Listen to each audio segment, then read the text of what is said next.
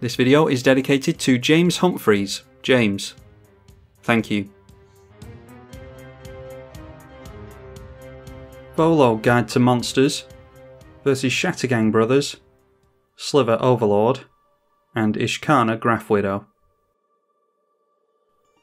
Got some ramp, but a couple of really expensive cards I do not like the look of there, so we'll mulligan that. And again a 2-lander, we've got some interaction at least, maybe steal a Sol Ring or something. Yeah, I'd rather have some ramp, but do I keep that without ramp? Yeah, maybe we can catch up with Elemental Bond, Clever Impersonator on something really good, I don't know. I'm just going to risk that one. A turn 1 Mana Crypt from the Slivers player, which allows him to go into Growing Rites of Itlimoc, but doesn't reveal any creatures with the Growing Rites of Itlimoc, so there's that at least. And at least we've got a target for the Thieving Skydiver now as well. We'll still have to put 1 mana into it, so it'll cost us 3, but we'll get a rock out of it. And we do manage to make a land as well, so yeah, just throw that down and pass. A Carnley Heart Expedition for the Spider player. Cryptolith right now from the Sliver player. 4 cards left in hand there and yet to see a Sliver. And a Birds of Paradise from the Shattergang player, so they do have all 5 of their colours there. Be tempted to reality shift onto that just to screw up their colours. And a Windswept Heath for us, so yeah, I'll go Windswept Heath. I can get out a tapped Snowland with that. Or we could go reality shift onto this to take them off black. Attempt to anyway. Made a land for the Carnley Heart Expedition and then a Wayfarer's Bauble as well. Noteworthy that a Path of Ancestry is in play over here. And I think I'm just going to allow the Shattergang Brothers to have their black mana. It's better to hold on to reality shift for something that's an actual threat. Maybe the Commander itself. And also I think I'm going to look like a big enough threat as it is by stealing the Mana Crypt. I'm making use of that black mana straight away, and it turns out that they would have had a swamp anyway, so that would have been a total waste of our removal spell. Duretti Ingenious Iconoclast coming into play. Making a construct, we'll get that tap land out. Now what I could do here is wait on the Thieving Skydiver, but it would be waiting too many turns, because we'd have to get our commander out next turn and then go for Thieving Skydiver the turn after that, and hope to steal another artifact. I think we're best just doing the Skydiver right now. So we get a 2-1 flyer into play, get to steal the fast mana from our opponent. They don't really seem to be making much use of that anyway. And then there's nothing else we can do with that extra mana, so we'll just pass. We do have a flyer against the Duretti as well, so maybe can encourage them to get rid of the birds. Another land came into play with Carnley Heart Expedition and then a 3rd from the Wayfarer's Bauble, so now cracking that to get, yeah, it's 2 more basic lands with that. And then ending the turn with Gate to Phyrexia, sack a creature, destroy an artifact, but you can only do that during the upkeep and only once a turn. And almost at their 5 colours, actually still a couple of colours missing. A Scrubland for the Sliver player and then pass him. And that's unfortunate. Another flyer getting into play. Mazarek, Crawl Death Priest will start buffing all their creatures as well. And then destroying our flyer by sacrificing one of their tokens, which puts plus counters on their flyers. So a 1-2 flyer and a 3-3. So I think we need to try and catch up and get our commander into play at this point. The Thassa kind of encourages me to do that as well. I'd love to get the Elemental Bond into play is the problem.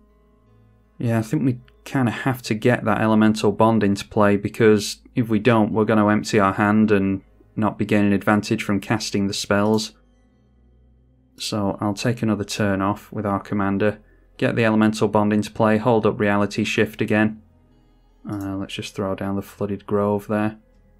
Holding on to the shuffle effect in case we want to shuffle our library around for whatever reason, usually for Sylvan Library. Oblivion Stone now. And immediately wiping everything. Okay. So there goes the fast mana and the Elemental Bond. I'm glad I didn't cast my commander into that. They must have just drawn into that because they're going to blow up their own Gate to Phyrexia. And that's lucky from the Sliver player. Great way to fix your colours in Skyshroud Claim. Noteworthy that we could counter that if we wanted to. They managed to throw down a Gaia's Cradle too. Catacomb Sifter from Shattergang Brothers. And then it's back around to our turn. I think now is the time to pull the trigger on our commander. And then we do have the Fierce Guardianship to try and protect our veto, so we'll pass at that and hopefully we can dodge all these black players. And then Rot Widow Pack from the Spider player. 2/4 with reach, exile a creature from your graveyard and create a spider. Then each opponent loses 1 life per spider you control. And they do get a scry from that as well, thanks to their path. Ignoble Hierarch, a new one from Modern Horizons was that set. That's the Jund Exalted Dork. So, looking like it is not a sliver deck after all, just a 5-colour deck of some form. And again, passing the turn. So they could have played their commander there, but deciding against it. And speaking of Jund, the Jund player throws down a Merrin of Clan Neltoth. If I had 2 mana open, I'd definitely go Reality Shift on that. Let me crack the Prismatic Vista, and I'll throw down a Forest here.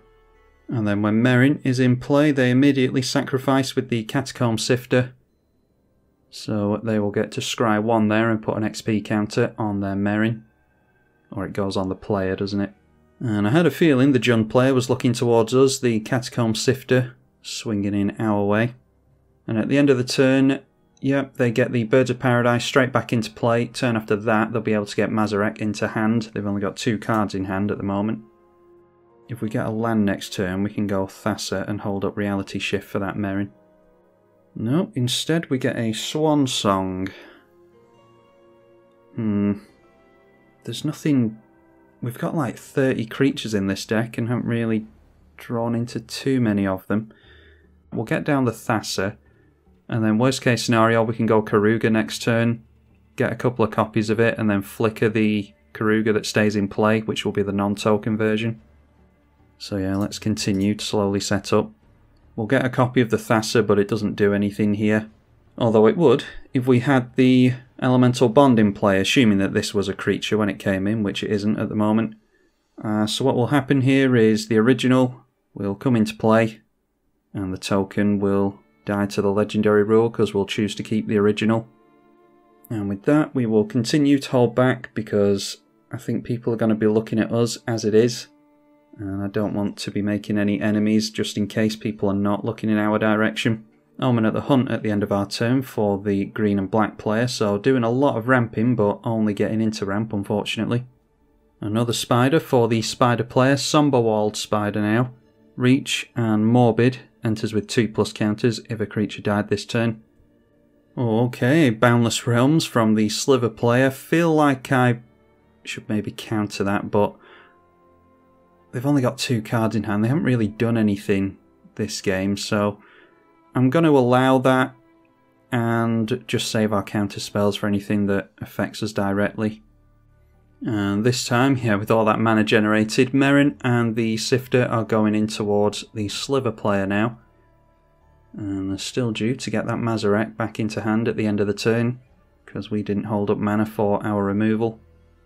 And there is a Birthing Pod. I don't particularly love the idea of a Birthing Pod. But again, are they going to shooter up things that affects us? There's every chance they could. I think I'm going to have to go for Fierce Guardianship on that. Probably wouldn't do that if we didn't have the Swan Song in hand, but we do still have protection for our commander in the Swan Song, so I think Birthing Pod's too good to leave around. And then getting back that Mazarek to hand to cast next turn if they want to. Alright, now we get into a land, so play the land straight away. That leaves us with 6 mana. So we could go Clever Impersonator, hold up Reality Shift and Swan Song. Or maybe I could go Clever Impersonator because we can flicker it with the Thassa and turn it into other things. It gets us a Gaia's Cradle. Probably go for a Merrin. And then we can grab the Thieving Skydiver back. That's a decent amount of value and we still get to hold up our interaction, so it also makes the Karuga better because we'll have another creature in play with mana value 3 or greater, so let's go Clever Impersonator. And we'll get a copy of that, because I have carefully selected all the creatures to not share any creature types in this deck. So we get 2 Clever Impersonators for only 4 mana. Oh, it's any non-land permanent. Alright, well, fair enough. We'll go for a Merrin, definitely. This just allows us to get more creatures into play anyway, so... let's see. Maybe just a Catacomb Sifter? Yeah, that gets us more creatures. And it makes our Merrin even better. So I don't mind doing it this way, even if we don't get a Gaia's Cradle like I thought we'd be able to. Now, this is one thing that I'm realising. We copied the Merrin. Yeah, that's the token. And this is the original shapeshifter, so we do have to be careful with that when it comes to the flicker. We need to keep track of which ones are the token copies and which ones are just the regular copies. Let's swing in with Volo at the Jund player. They showed us a little bit of hate before. And now it looks like the green and black player is after doing something. Okay, drawing a card with Grim backwards, sacrificing one of their creatures in order to do that. And the Jund player allowing our commander damage through. So then Thassa will trigger at the end step. We'll target the Catacomb Sifter, which will give us another Clever Impersonator. We'll probably just make another token with that. Merrin gives us back the Merfolk Rogue. And that is that. We end the turn with a few more cards than we did have beforehand, so I think that's a pretty constructive turn, especially for only 4 mana. Even more land stuff from the green and black player in Expedition map, and cracking that immediately. And I think they just went for a Blighted Woodland there. It seems as though they don't feel as though they have enough mana. Yeah, it was the Blighted Woodland that they tutored up, so I was expecting something more frightening than that, but I'll settle for the Woodland. And again, just passing the turn with just 2 cards in hand. It's been a pretty slow and clunky one this game. We're at turn 8 and nothing's really happened. A Nyxbloom Ancient. We could counter that with the Swan Song. It is an enchantment, but with only 1 card in hand, I think we're going to allow the Sliver player to look like a bit more of a threat. All depends on what the last card in their hand actually is, though. Tapping down a massive heap of mana. And if this is something like a Genesis Wave or Blue Sun Zenith or something, then I think we'll certainly counter that. Yeah, there we go, Genesis Wave, so that is the one that we counter. And still looking like a threat apparently, although maybe they're just sending this into its death for some reason. The Catacomb Sifter, looks like they might be trying to get more experience counters with the Merrin, because this is swinging straight into a 5/5. So I would just take that personally, because there's obviously a reason for them doing what they're doing. And yeah, very wisely, the 5 colour player does just take it. So now we see that Mazarek again, and they do have a sack outlet in play.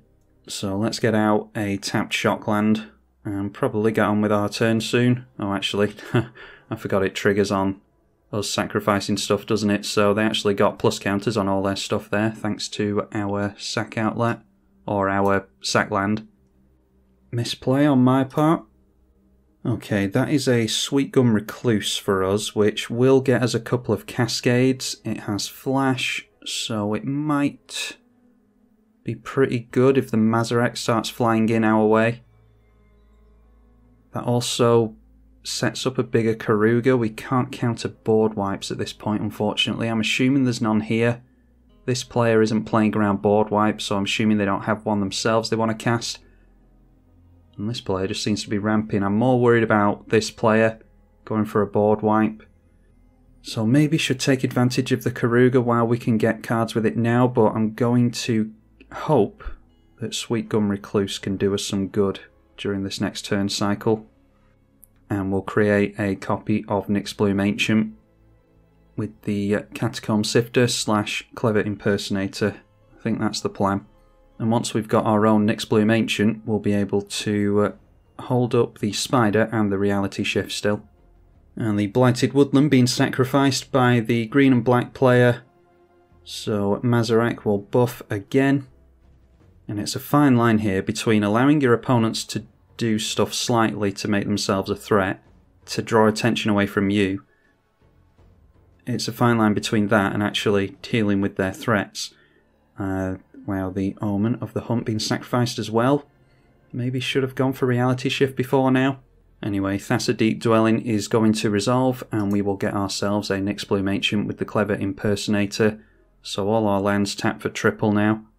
And finally, seeing Ishkana, Graph Widow. So they'll get some spiders here. Now, a bunch of mana being produced again, but it looks like Wooburg into the Commander, and there it is, the Sliver Overlord. Not sure how many slivers or shapeshifters that they have to tutor up.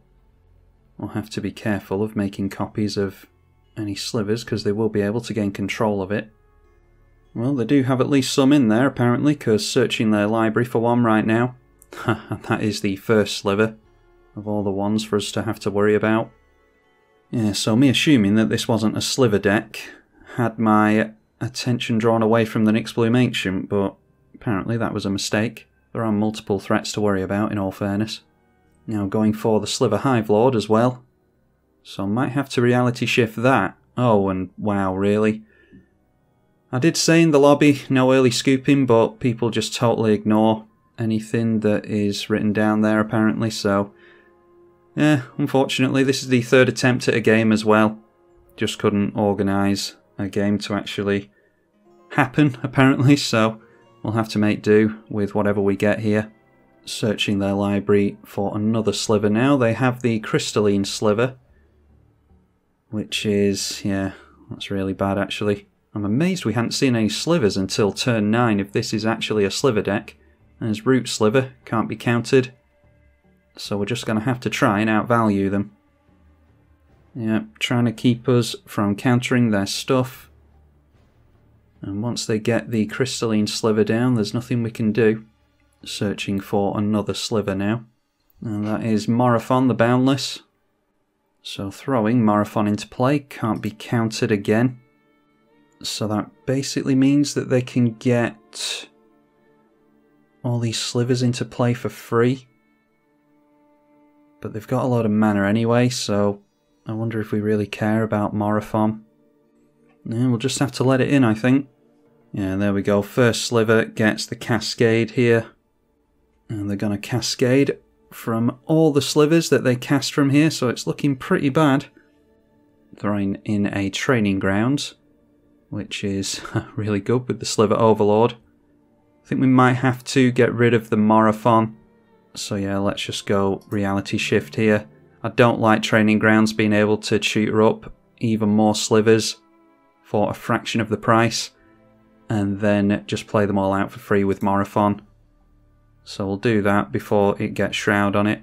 So successfully getting rid, which means Training Ground still comes down. They'll still be able to search for slivers for only 1 mana. And they've still got the first sliver in play. They'll have to pay for the slivers to come out at least. So there we go, the Crystalline Sliver. Let's see what they cascade into first, because I think I'll go for the Sweet Gum Recluse, just in case there's something we can do with that. I don't think there is. They get themselves down a Carpet of Flowers against a Simic deck, so that's pretty good. Throwing in the Sweet Gum Recluse, we get a Volo trigger with that. And of course I was worried about that.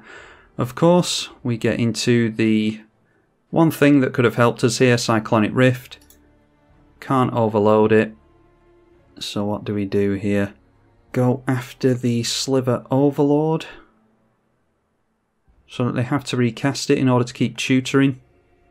Oh, that's really annoying that we got Cyclonic Rift off the top like that with the Cascade. Not fated to win this one, I don't think.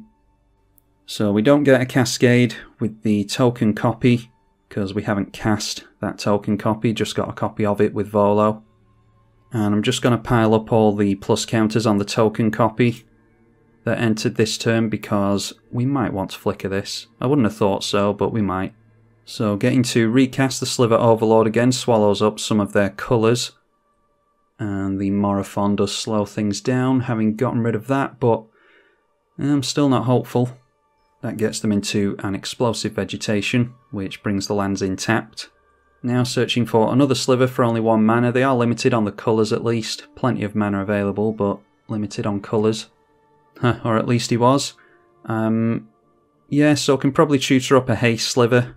I will just pass it here, and we'll see what our opponent's able to do at this point. Cascaded into expedition map.